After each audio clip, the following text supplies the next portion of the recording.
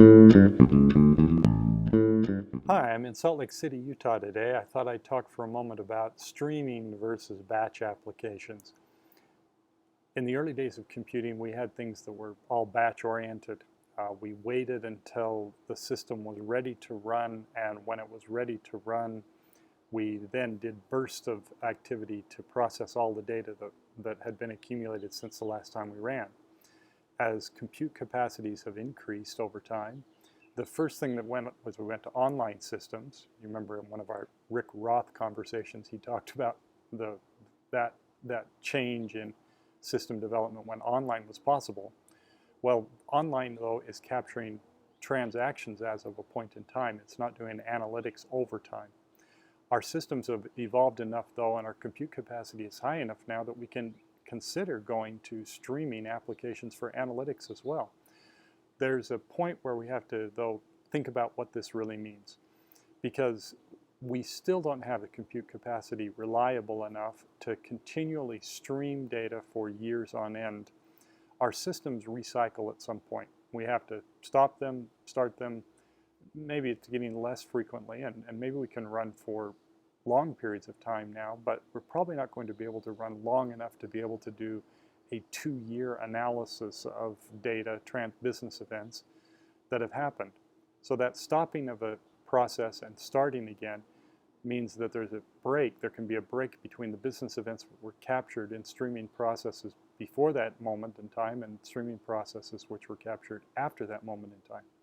I also have a long series of videos about reclassification, and reclassification means that aspects of the reference data, the way we want to aggregate the data, changes as of some point in time, and it affects history. So there's no way to avoid having to deal with history in some way. But there's not a reason why our technology should determine up front whether we stream something or not. We should make it possible to stream, because if our analysis are things where we want to do daily balances, daily analytics, because everything starts with a balance, we want to start with a position as of a point in time that reflects where things have been over time. If our analytics start with a daily position, we should have streaming systems that are capable of gathering those and reporting those on a daily basis. That process of doing that means that we get to real-time analytics more carefully. There'll still be business processes that need to be periodic, because the process of control is a reconciliation. There's still going to be this point of ensuring that all of the transactions were included in the balance, and that's going to happen periodically. We won't have the capacity, or we won't spend the capacity to do that every instance of every day against all of the kinds of uses of that data. There's going to be where we still do that on a periodic basis to make sure that everything has been controlled appropriately. That process, though, is a business process. Our technology should not preclude it from being a streaming process and us choosing when to do that.